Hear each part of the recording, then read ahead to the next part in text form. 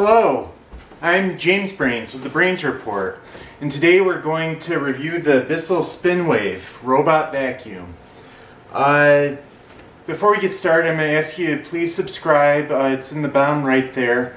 Our goal right now is to reach 1,000 subscribers, and once we get there, I'm going to go ahead and donate $100 to the Equal Justice Initiative, just as a little motivation. It'll do good for the channel, it'll do good for bringing justice, and yeah, it's kind of a win-win situation. And it'll also do you well, because once we hit 1,000 subscribers, we can monetize the channel, have a little money coming in, and therefore we can make more and better videos to better serve you to make better buying decisions.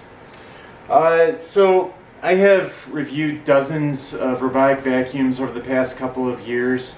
I've kind of become an expert on it, and I've written about them for major publications. And this morning I discovered that the Bissell SpinWave is the best mopping robot vacuum.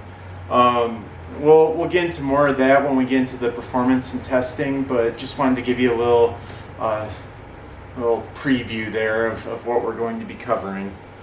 So let's get into what this comes with.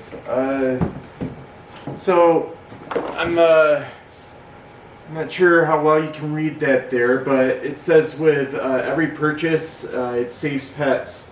Bissell donates a portion of every purchase to the Bissell Pet Foundation, and their mission is to help save homeless pets, which is kind of cool. It's nice to know that when you buy something, some of your money goes to a good cause. And it's nice because this vacuum is also good for cleaning up after pets, which again we'll get more into in a few minutes here. Let's look at what's in this box.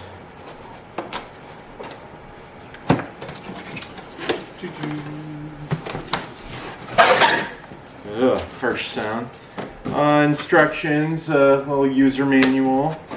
We're just going to toss all this stuff to the side for now.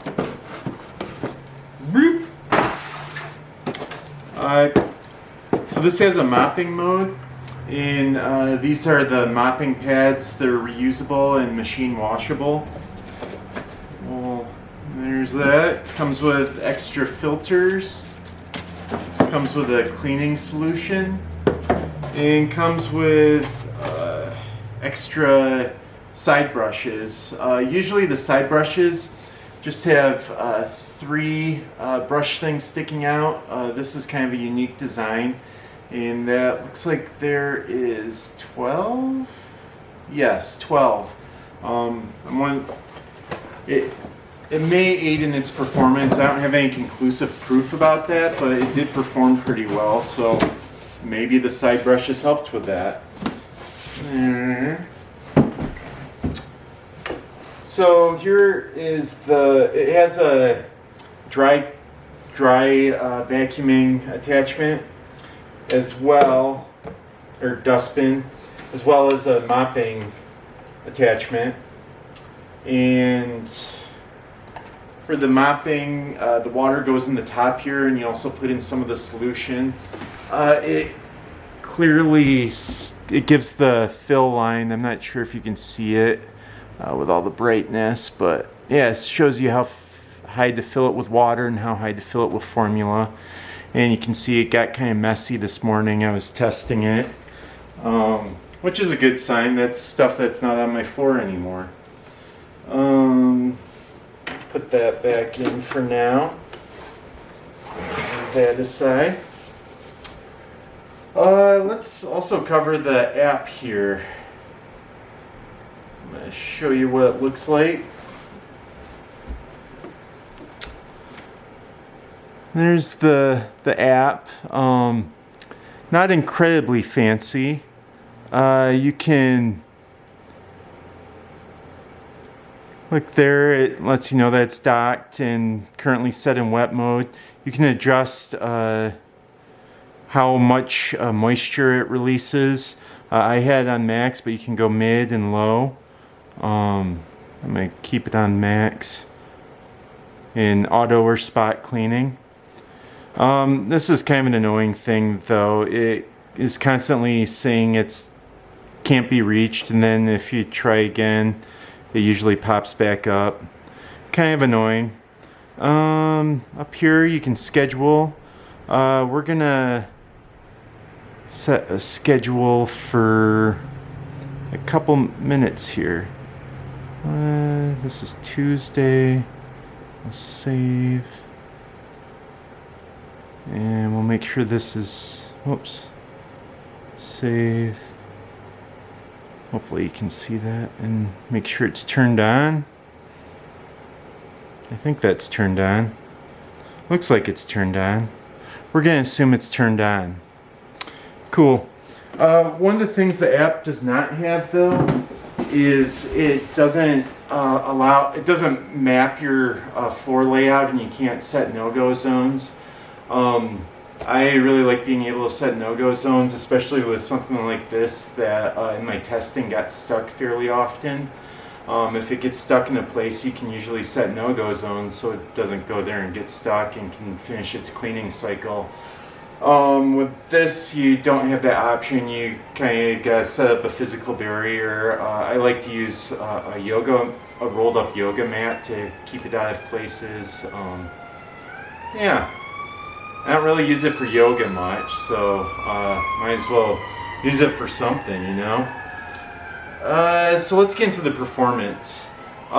This did an excellent job on hardwood. It also did well in corners, and it did the best I've ever seen a vacuum do mopping. It did good on carpet, not excellent, but good. So for every robotic vacuum I test, I put it through the same series of different tests to see what it can really do. I take a tablespoon of flour, a tablespoon of kitty litter, and a tablespoon of coffee grounds, and put each on an 18-inch square space on hardwood and carpeting. And I also put a bunch of pet hairs on both surfaces. Then I run the vacuum for 2 cleaning cycles to see, and then compare before and after pictures after the cleaning cycle to see how much of the materials the vacuum picked up, and thus know how well it performs. So on hardwood, it picked up everything except for a trace of flour and kitty litter. And here it's going. Well, it might be beeping at me because it's low battery and can't start. Let's see if it tells me that in the app. Well,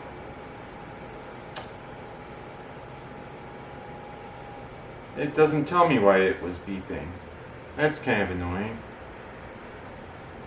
Let's see the schedule here. Yeah.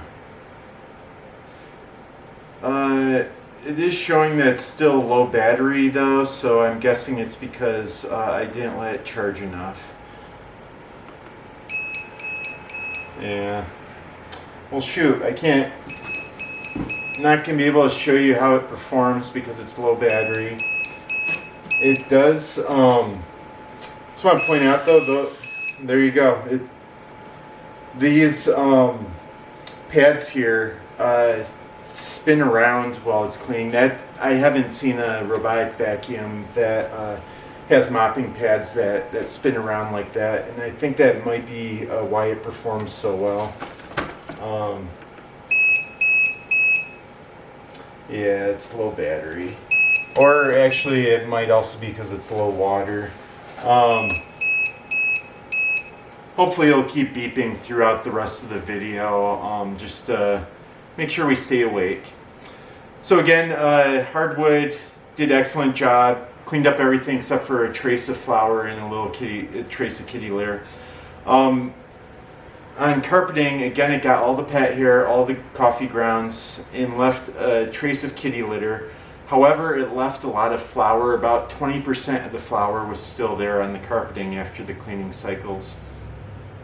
In corners, it came within 2 inches of the corners on hardwood and carpeting.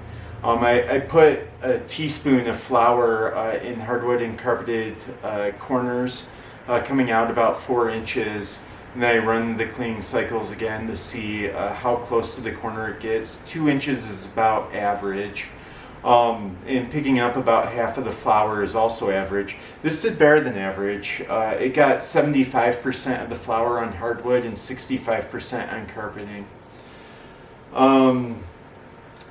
And as for mopping, this is the first robotic vacuum to pass my mopping test. The night before I tested, I pour out a bunch of tang onto linoleum floor, and then I let it dry overnight, and then in the morning I run the vacuum and compare before and after pictures again to see how much of the tang is left over. And this got all of it. It cleaned it up. I've never had a vacuum clean it all up. It's pretty impressive. On top of that, it's one of the quietest vacuums I've tested. On high, it's about 65 decibels.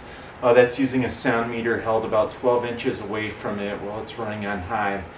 And that is 65 decibels is kind of like the sound of someone laughing a little boisterously.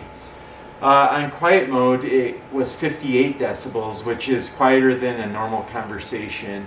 And I think that ties it for the quietest vacuum I've tested.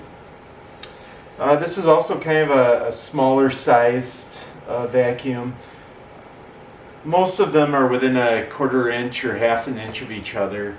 This is about 12 3/4 inches in diameter and 3 1/4 inches tall. For most people, that's not going to make much of a difference. But if you have low clearance furniture, you might want to measure to see if this will fit or not. So do I recommend it? Heck yes. Currently on Amazon, it's about $250, which I think is a steal. It's marked down from $400. I feel like $400 is pretty reasonable for this, for how well it does.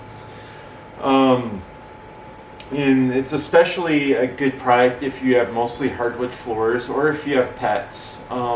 This does well with pets, and since it mops so well, it's good with hardwood floors or linoleum, any hard flooring really. Previously, my favorite mopping robotic vacuum was the Ecovacs T8 AIVI, which I'll link to in the notes. That costs quite a bit more than this, but it also has a lot more high-end features. And the mopping system costs extra for the T8, and it does this vibrating like motion that's supposed to clean well, but it didn't clean as well as this. So pretty interesting.